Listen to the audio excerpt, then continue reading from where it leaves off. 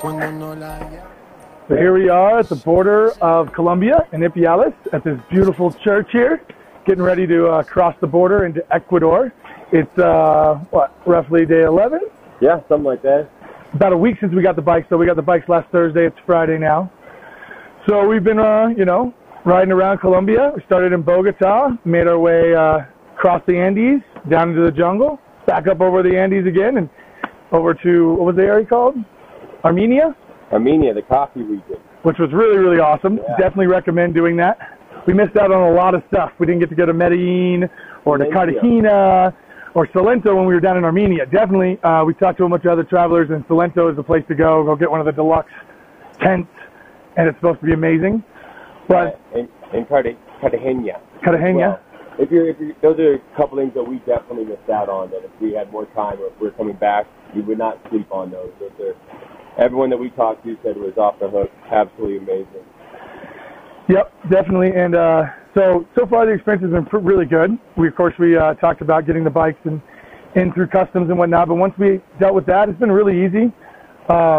Exchanging money is really easy. People are really nice. We don't speak a lick of Spanish, but it hasn't hindered us much, except for we did take a tour up to Crater and didn't get a lot out of it because we didn't speak Spanish. So it is recommended that you speak Spanish when you're down here, but it's not necessary. It's kind of a pretty developed country. I mean, you get out into the roads and whatnot, and it reminds me of like developing countries where you can buy like little drinks and little food and stuff like that. But inside the cities, they got pizza, burgers. We bought brie and wine and Gouda. And so you find the right places, and you can buy, smacks and all kinds of cereal. Everything you can find in the States or in Canada, wherever you are watching this from. The worst roads we actually ran across were in Bogota and the surrounding areas. And you can't get that fast going on in the city anyways. Past that, the highways, if you guys are doing an overland trip on a motorbike, really, we got the Garmin maps. The Google Maps were just as helpful. Finding points on Google Maps and then kind of lining that up with Garmin Maps was kind of the way that we could play. So, yeah, and you're not going to get the miles you get in the U.S. riding the motorcycles. We got almost 300 miles yesterday, but it was a full day. Like, we started early in the morning. We didn't get here till the sun was down. So expect to get, at least in Colombia, 200-300 miles, probably tops a day when you're cruising around, depending on where you're going and what you're doing. People don't drive the same as they do in the States. I think that as a motorcyclist driving around out here, the roads are kind of a living, breathing thing. And no one's sitting there on their phone texting or talking to someone as they're driving for the most part.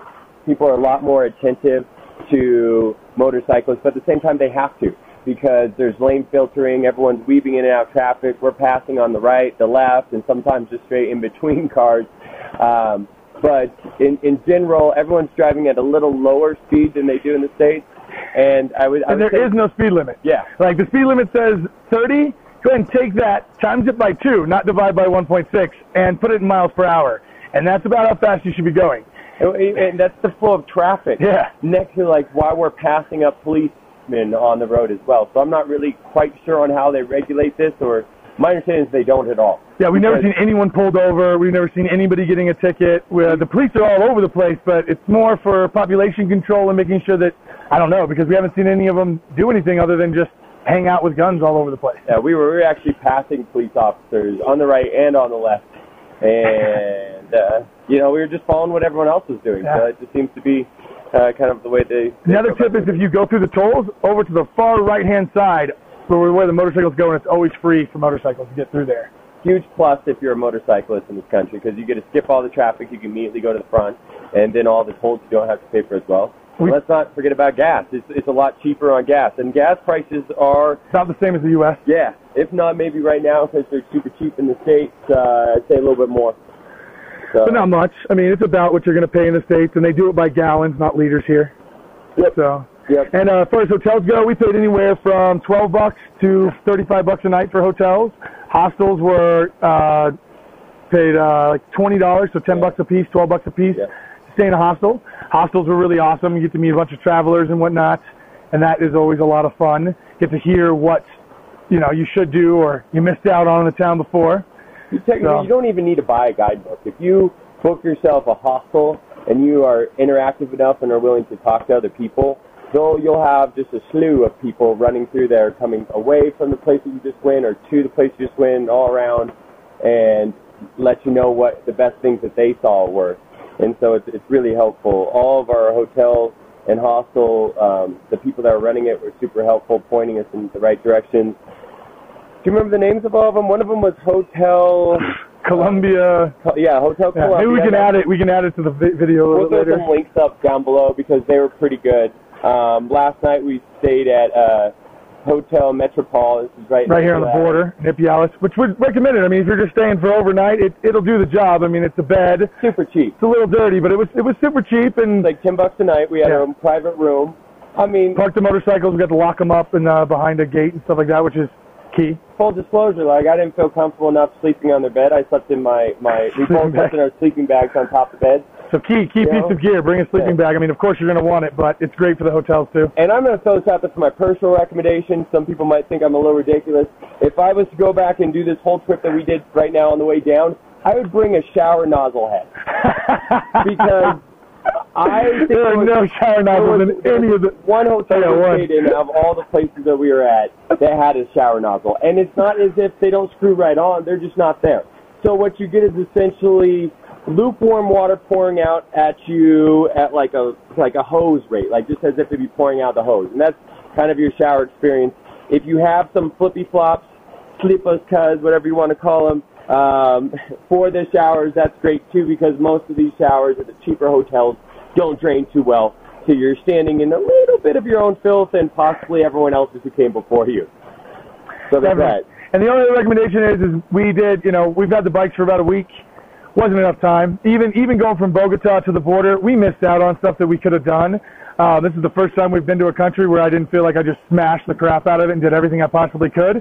But, I mean, part of the experience is the motorcycles. We weren't sitting on a bus. Instead, we were looking at this amazing terrain the whole time we were riding.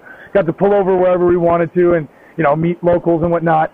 Best part of the trip for me so far has been staying with Stefan and his family and meeting those guys. I mean, A, he helped us get our bikes out of customs, but B, he let us come to his home. He took us out for sushi, recommended, and Chia. There's a really amazing sushi place that's just as good as anywhere in the United States, and it's super cheap. We had we fed 6 people and had tons of leftovers, and it was like $26 or something like that for everybody, including beers, which is expensive for here, but so cheap compared to the United States. And, so, again, meeting the people, getting involved with locals, staying at people's houses, better than the hostels, better than everything else. By far. Yeah. By far. Get involved, try to meet people, try to, meet people. Yeah. Get involved. Yeah, as far as local food goes, there's tamales. Yeah, the tamales, it's just like a tamale kind of in the United States a little bit, but they eat it for breakfast. Yeah, really good. It's instead of wrapped in a corn husk, it's actually wrapped in plantain leaves. And it has a little different consistency, but it's wonderful. We ate a lot of street meat, random stuff on the side vendors. You can keep your costs down a lot, but eventually you get tired of fried food. There's a lot of fried food around empanadas. Here. Yeah. You can eat empanadas all day long. Yeah. Too much. It's a little bit of a carb overload, and I'm not trying to be a girl about it. But what else? As far as budget-wise goes, we were definitely under $50 a day. Yeah, we were well under. Even with gas and everything else. I think we took out, I'm at like 450, if I'm not mistaken. For the last 10 days? Yeah, and it's been more than 2 days. It's been a little more than 2 days. And that includes getting our bikes out of custom. And we dropped a pretty penny trying to stoke out the Stefan and his family because they hooked us up so much. And so $50 a day, you should easily be able to do it for that with much. Gas, hotel, food, everything done. Not a problem with that. So. All right, so this is our last stop before we head into Ecuador, and we'll get back with you guys and let you know what exactly it takes to get across the border with a motorcycle from Colombia to Ecuador. Hopefully it's real quick. And we're going to give you a quick panorama 360 of what we got going on here. This is pretty awesome right here. So we got this church in Ipiales. Ipiales, yeah. Ipiales. This is absolutely beautiful. So much effort went into this. And there's a stream down here. And a waterfall. And then a waterfall. This beautiful little town. kind of like a cross between Colombians and Ecuadorians.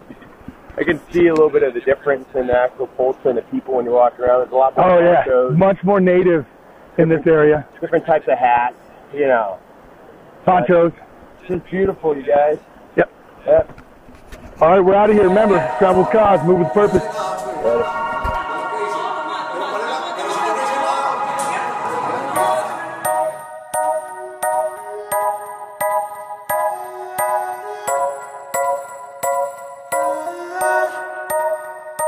Cuando no la llamo, siempre me hace reclamo.